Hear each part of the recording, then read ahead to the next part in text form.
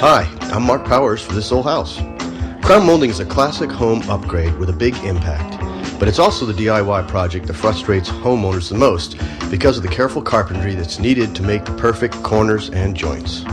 Luckily, now there's a new kind of crown, made from a foam core that's covered in a thin coat of plaster. It's lightweight, easy to cut, and you can correct any unevenness with a little dab of drywall compound. The best part, it looks just like plaster crown found in older houses, but it costs less than $2 a foot. To put the crown up, start by creating layout lines on the wall.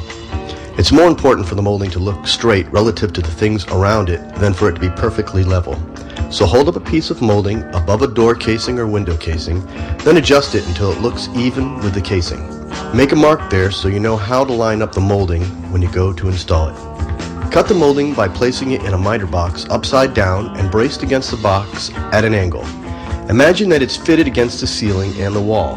The bottom of the miter box is the ceiling and the side is the wall.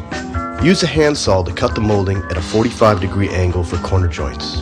For an inside corner, make the top part of the molding shorter. For an outside corner, make the bottom part shorter. Shave the back of the cut ends with a rasp so the joint will fit tight at the face. The molding sticks to the wall with joint compound, also called mud. Spread the mud along the top and bottom edges and on each cut end. But don't slather it on, or the crown will just slide down the wall when you stick it up. Push two miter ends together to create the corners, making sure their profiles line up. Use your finger or a putty knife to fill any gaps with more mud. Wherever you have to join two pieces on a long wall, use straight cuts to make a butt joint. For pieces longer than 5 feet, you might need to support the molding with a couple 8-penny nails until the joint compound dries. Use your finger to smooth out the seams where the molding meets the wall and the ceiling. Scrape more compound over the butt joints with a putty knife. Clean up the excess mud with a wet sponge.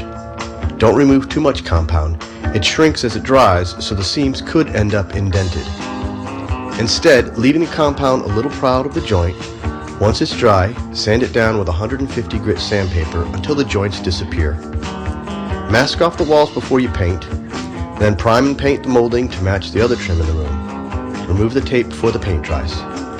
Now stand back and enjoy your newly upgraded room.